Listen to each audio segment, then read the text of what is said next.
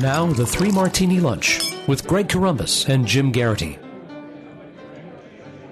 And welcome, everyone, to the Friday edition of the Three Martini Lunch, along with Jim Garrity of National Review. I'm Greg Corombos of Radio America. Not only is it Friday, but we have good, bad, and crazy martinis. A little bit of normalcy back in our lives here. We also have a champagne toast that we'll get to in just a second. But first, we want to tell you that the podcast today is sponsored by Simply Safe Home Security. Protect your home the smart way without the expensive long-term contracts using Simply Safe Home Security. Visit simplysafe.com/ricochet. That's SIMPLISAFE.com/ricochet. And we'll have more on a great deal they're offering right now heading into the holiday season in a little bit later in the podcast. Jim, normally we do our champagne toast towards the end. This one we're going to do at the outset of the show. John Glenn passed away yesterday, as I'm guessing most of our listeners have heard by now. We heard about a day earlier that he had not been doing well and been hospitalized in Ohio. 95 years old, a very full life. He fought in World War II as a Marine pilot, fought in the Korean War as a Marine pilot. I believe his total number of combat missions was over 150, just an amazing record in service to our country in the military. And then, of course, he became one of the original 7 Mercury astronauts, soared to legend status in 1962 when he became the first American to orbit the Earth. The nation was captivated, ticker tape parade. He eventually became a 4-term Democratic senator from Ohio, and there'll be time to go over that record as the days go by. But Jim, at a time when our country is divided, it's hard sometimes to imagine just how united we were at times like World War II, at times like the space race. And in both of those cases, John Glenn could not have been more noble or more heroic in service to his country. Echoing my colleague David French, we kind of know that the glories and the great successes of the space program, plenty of movies have been made out of it, the right stuff. But the risk doesn't always come through. And the Mercury astronauts, and there are certain folks who didn't make it. I've been reading about this morning and really kind of didn't grasp myself until knowing it, was the sense of, if not American defeat, American ominousness. Maybe it came after the Soviets detonated the bomb or the efforts of their space program. This sneaking sense that the communist system might actually be superior. That America might really be the inferior system, and that this was it. And thankfully, we weren't going to solve this through nuclear war, but we kind of, the space race had turned into this proxy war of, okay, whose system can get better results? Who can do what nobody else can do? And John Glenn was a big part of, besides demonstrating that he had, quote unquote, the right stuff, but that America was capable of doing things that closed, top-down oppressive systems could not. So for all the other, if he did nothing else with his life, he'd still be a phenomenal American hero because of that. And obviously he did a great deal. In the days to come, there'll be time for a full assessment of the good, bad, and ugly of his life and his career, particularly in politics. But kudos to him, and he will be missed. Certainly the case. An American legend. All right, on to the good martini now, Jim. And you and I would probably not have suspected this as a headline, but it's fascinating. CNBC, the election of Donald Trump has brought with it a surge in optimism in the United States over the economy and stocks not seen in years. The CNBC All-America Economic Survey for the fourth quarter found that the percentage of Americans who believe the economy will get better in the next year jumped an unprecedented 17 points to 42% compared with before the election. It's the highest level since President Barack Obama was first elected in 2008. The surge was powered by Republicans and independents reversing their outlooks. Republicans swung from deeply pessimistic, with just 15% saying the economy would improve in the next year, to strongly optimistic, with 74% now believing an economic upswing. Optimism among independents doubled, but it fell by more than half for Democrats. Just 16% of them think the economy will improve. A majority of Americans tell CNBC they are comfortable and prepared to support a Trump presidency. The 56% of respondents who now back the president-elect represent a sharp change from the 43% who were asked the question just before the election in November by NBC News and the Wall Street Journal. The percentage is driven by 91% of Republicans supporting Trump, but also 54% of independents and even 23% of Democrats. So, Jim, I'm guessing folks have been keeping an eye on Wall Street since Trump got elected, and that's obviously been good. They see him getting personally involved in the effort to save some jobs, and we've talked about the pros and cons of that. Maybe that's feeding into this. Maybe they just are excited that there's going to be a change here, but this is a pretty dramatic shift. It is, and I guess we should not be totally shocked by this, in the sense that besides, traditionally Republicans are seen as friendlier to business. Look, we've had about 8 years of a Democratic president who the Democrats would insist was not anti-business, but I think it's safe to say the business community certainly didn't see it that way. Whether it was the unfunded mandates or the regulations of Obamacare or Dodd-Frank or the talk about the effort to pass cap and trade, business community looked at they kind of looked at Washington with fear. They looked at, what are you guys going to try to do today? What's that? We need transgender bathrooms? It was kind of a sense of, how is Washington going to tell us how to run our business? Are they going to try to hike minimum wage this time? Are they going to make energy costs higher? What are they going to do? What do I need to account for tomorrow? And it felt very unpredictable, and it felt very I'm sure many businessmen felt like they were under attack. And a good chunk of the Republicans who ran for office in 2010 were the folks like Ron Johnson, who had never been in politics, never been in government, and hadn't intended to be in it, but felt the need to get involved in politics because they felt like what they had built was at risk and was being threatened. And we all remember the famous line from Obama, "You didn't build that." Not enough to win the 2012 election, but I think there was this persistent sense in the business community that Barack Obama and the Democrats just saw them as a giant pile of money that they could take money away from any time. And now, instead of having Hillary Clinton and the fears of a, if not all Democrat-controlled government, then a much more heavily Democrat group of people in Washington, you now have Republicans. You now have Trump, who at least would seem to have at least some understanding of what it takes to run a business and to be a successful business. And I also note, I think you make a good point here, Greg. I mean, it's not just the market. The markets had good times and the markets had bad times. And over the past 8 years, you and I have argued there have been times where it felt like the Dow Jones was booming, but on Main Street in America or certain communities, it felt like there was no sense of a boom. Well, there's been a really big boom in the stock market since the election day. Whether or not people will see that reflected when they get their end of the quarter 401ks statements and things like that remains to be seen. But there are little things, I think, even though I don't like the actual policy of it, I think the carrier deal makes people feel good. There was some Japanese mogul who meets with Trump and now pledges he's going to invest $50 billion and create 50,000 jobs. Whenever I hear promises like that, I want to put an asterisk next to that, next to promises like that. But people feel good. I think U.S. Steel said they expect a big revitalization to come. Now, a lot of these things were in the works long before Election Day. This is not a magic wand that Donald Trump has waved around, but people feel like change is coming. And I think if you and I, having argued accurately that there was a sense of economic stagnation for 8 years, I think everybody's ready for a change and feeling some optimism about it. And I figure optimism in the business community probably was going to have good effects down the road. We can argue about whether animal spirits are really the dominant force in the American economy or whether it's something else. But I think, look, if the business community is feeling better, they're more likely to hire. That puts more money in people's pockets, and that provides lots of good outcomes for lots of people. And opportunities for advancement, too, because Trump is getting a lot of these CEOs into his cabinet, so somebody's got to fill those positions, and then it's kind of a domino effect. Everybody's moving up a slot. This is good, right? You've caught the secret of the Trump job creation plan there, Greg. Lo and behold, each one does create one.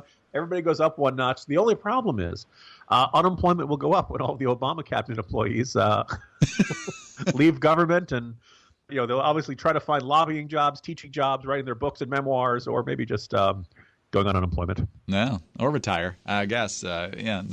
Lobbying's going to be tougher now if they stick to that rule. They've got to be out 5 years to be a lobbyist after serving the executive branch. But let's move on to the bad martini today, and this is actually taking place across the Atlantic in the Netherlands. Europe's kind of like a petri dish or a canary in a coal mine for America in some ways. And here's the latest example of that. This is courtesy of a lot of different sources here, starting with Jazz Shah over at Hot Air. We're still not finished talking about Brexit, but the next slogan to gain international attention may be Nexit, given what's going on in the Netherlands these days. In a very troubling sign, Dutch Member of Parliament Geert Wilders was convicted of hate speech in court this week. His crime? Addressing a rally of his supporters earlier in the year where people were shouting fewer when speaking of how many Moroccan immigrants they wanted in the country. That's from the UK Guardian. So the Dutch court has convicted Wilders of hate speech charges. At the end of a trial, he branded a politically motivated charade that endangered the freedom of speech. The presiding judge said the court would not impose a sentence, saying that the conviction was punishment enough for a democratically elected politician. The incident where he was responding to local elections that ultimately didn't go his way. What do you want to do with the flood of Moroccans coming into the country? And the crowd shouted, fewer, fewer, fewer. And he said something to the effect of, well, we'll take care of that. So, Jim, the reports from The Guardian and elsewhere suggest that his party is actually in position to get the most seats in the next parliamentary elections there. So there could be a major shift in ideology at the top of the government there. And regardless of what do you think of Wilders and his tactics, this crushing of free speech is really running amok in Europe, especially when we see what's been done in response to people critical of some of the refugees that have been brought to Germany and Sweden and other places. Hopefully America's watching. Yeah, I was about to say, Greg, that's hate speech. Right. Have these folks been on Twitter? Even if you want to say, oh, well, we don't want Twitter to be the standard for what's appropriate for an elected official. Okay. I mean, all things considered, isn't it a good thing that Alan Grayson isn't in the Netherlands? Right? I mean, we've seen much, much worse. And the idea of, we gotta charge him with crimes. Look, do they mishear him and think they were chanting Führer, Führer, Führer instead of fewer, fewer, fewer? Look, I don't doubt that's not nice. I don't doubt that it made Moroccan immigrants feel bad. It probably hurt their feelings. You could even argue if it's offensive. You want to argue that it's a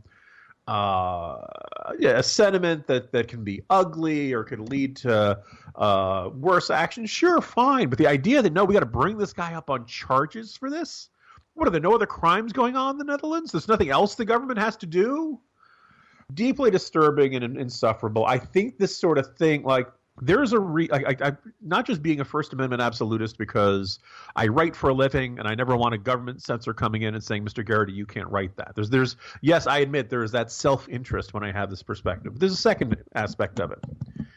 If you suppress certain types of speech, it goes underground, but the sentiments don't really go away. Like, we all can't stand Holocaust deniers. We hear somebody talking like that, we want to punch him in the face. But we do not have the government put them in jail for saying it. Now, in Germany, they do. And the result of that is that neo-Nazis, one, could get to be martyrs for free speech every couple of years. And the second thing is that if the more you try to repress a certain viewpoint, the more it will probably end up being expressed in some unexpected way. There is no people would argue for a long time, the likes of Mark Stein, saying that there isn't really a conservative voice in much of Europe. That you got your center-left party, your center-right party, and you can measure the difference in microns. Right? There really isn't a giant fundamental ideological divide there. And as a result of that, certain perspectives like, hey, we're taking in a lot of immigrants and we're not really assimilating them. Or, hey, some of them might actually be dangerous Islamists who want to kill us. Like, those were ruled to be, no pun intended, verboten. Right? You're not allowed to say that stuff. That's too incendiary. That's too dangerous to express it. And then you end up getting groups like UKIP and these other parties that are quote-unquote far-right. Now, whether or not far-right is a fair label for them, I'll let experts in European politics debate that. But my attitude is that if you let some of those voices into the center-right parties, then you can have the argument. You don't necessarily have to shout them down. You can say, okay, here's where the flaws in that thinking is, or here's why this won't work. Instead of saying, no, you can't express that. It's dangerous. It's like Voldemort's name. He who must not be named. You can't, just letting people even hear it will turn them into hateful maniacs. It's a very condescending viewpoint of the electorate, and I think that efforts of repression like this generally end up with worse effects down the road because they're in denial of the problems that are driving these sentiments in the first place. Amazing. Just amazing. And it looks like this ruling could potentially drive the Freedom Party, which is Wilders' party, even further ahead in the polls. Right now, they look like they're going to get the most seats. Jim, if you thought our politics were confusing, the current prime minister of the Netherlands, his party is known as the Conservative Liberals. See, Look, there are times where I feel like, okay, I'm not paying enough attention to European politics. I'm not on the ball and really studying it the way I should. And then you hear something like that, and I'm like, okay, guys, just straighten yourselves out, all right? If only Simply Safe could protect the First Amendment for us. Maybe it can. Maybe that'll be a new feature coming up. But Simply Safe can do a lot about keeping you and your family and your home safe. Are you traveling for the holidays? Are you having family over? Maybe a quiet day in, something simple as that. However you plan to celebrate, take our advice. Protect your family and your home first. Right now, our friends at Simply Safe Home Security are having a massive holiday sale. Take $200 off the Simply Safe Defender Security Package. It's Simply Safe's biggest deal ever. Greg and I are telling you, you have to check out this alarm system. It has everything you need to protect your home, 17 high-tech wireless sensors, police dispatch and alarm monitoring, a blaring siren, a panic button, and this award-winning around-the-clock protection is now just $15 a month. 3 times less than the other guys. There's no long-term contract, no installation cost, and no hidden fees. Around the holidays, there's always a rise in burglaries. Some people are looking for packages to steal off the porches. Other people see that maybe you're out of town visiting family, and they see a chance to steal something out of your home. Make sure your home stays safe. Save $200 right now at simplysafe.com/ricochet right now. That's simplysafe.com/ricochet. One more time, simplysafe.com/ricochet, and save yourself $200. Why wouldn't you do that? All right, on to the crazy martini now, Jim, and fake news is all over the place. We've already talked about fake news a little bit this week. Brian Williams on MSNBC is even worried about fake news. That's rich. But Hillary Clinton emerged into public briefly yesterday in a tribute on Capitol Hill to, finally, the outgoing Senate Democratic leader Harry Reid. I think there was a little bit of a tribute to Joe Biden there as well. Hillary talking about a number of different things, but she's really, really worried about fake news. And here's a couple of different things she had to say about it.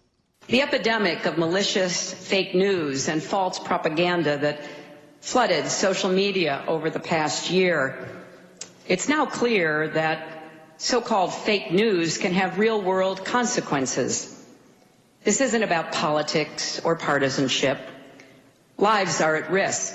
Lives of ordinary people just trying to go about their days, to do their jobs, contribute to their communities. But don't worry, folks, the crackdown's already underway. Bipartisan legislation is making its way through Congress to boost the government's response to foreign propaganda, and Silicon Valley is starting to grapple with the challenge and threat of fake news. And she says it's important for lawmakers to stay on top of this because some of the most trusted people won't be around anymore. Harry Reid and Vice President Biden may be stepping back from the daily scrum of politics and governing, but I know I speak for them as well as tens of millions of Americans when I say that we are all counting on those of you who remain.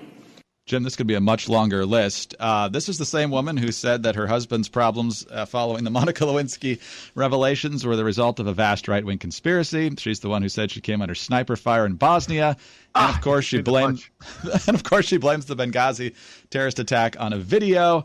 Harry Reid, of course, knew, he was making up a lie about Mitt Romney never paying taxes, and Joe Biden led the high-tech lynching of Clarence Thomas. So, Jim, I don't know what's weirder here, that these people with such stained reputations are getting on the moral high horse about fake news, or that Hillary Clinton actually thinks it made a difference in why she lost.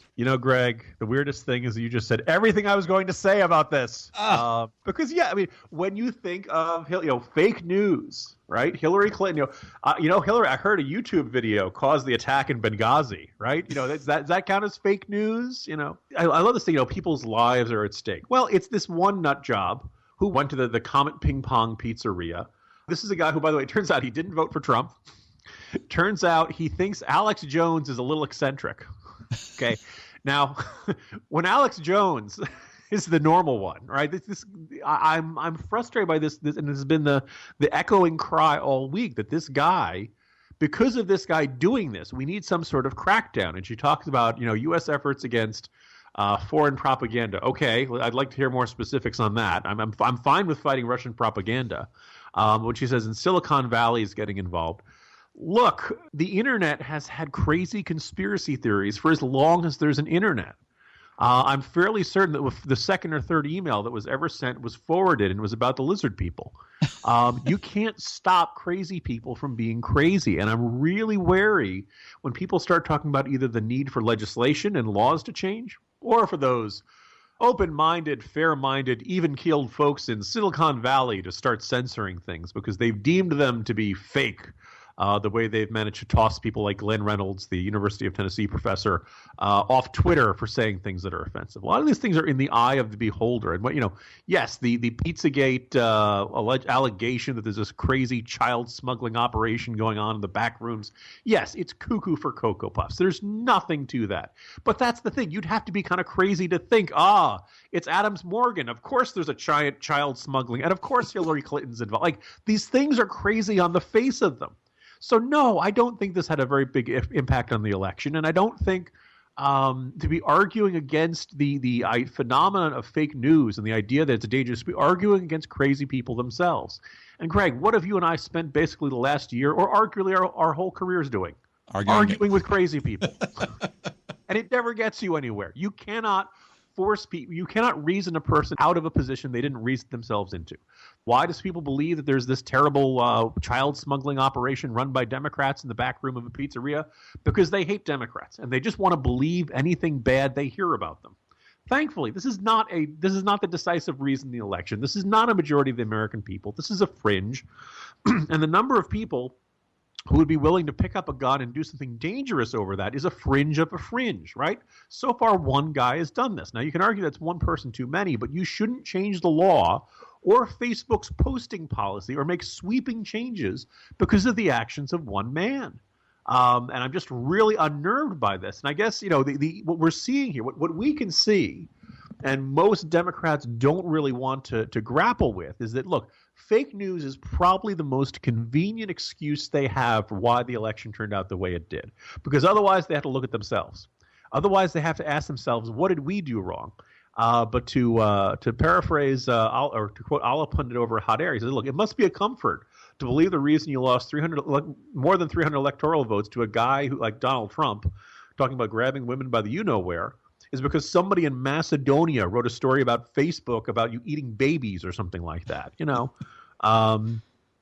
When she says fake news has real-world consequences, yeah, so does not running ads in Wisconsin. So does not running ads for 6 months about what you plan to do for the average blue-collar voter. Allah Pundit is right. Fake news has turned into the piñata after the election. It is the most convenient scapegoat.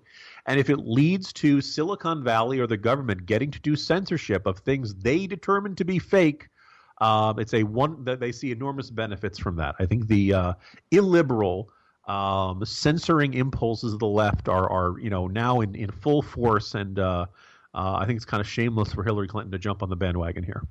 Jim, maybe this the story about the child trafficking ring out of the pizzeria was out there before Election Day. I can't remember if I had stumbled across it before then or not. But other than that, what fake news impacted this election? I haven't heard them try to explain that. Well, I'm sure they would tell you, the FBI investigation, but no, she really did have a private server. It really wasn't secure. The first Comey letter assessment was there. We looked at the FBI note. I mean, if you talk to a liberal, it doesn't take very long for them to conclude fake news is their synonym for news I don't like, news that is harmful to my side.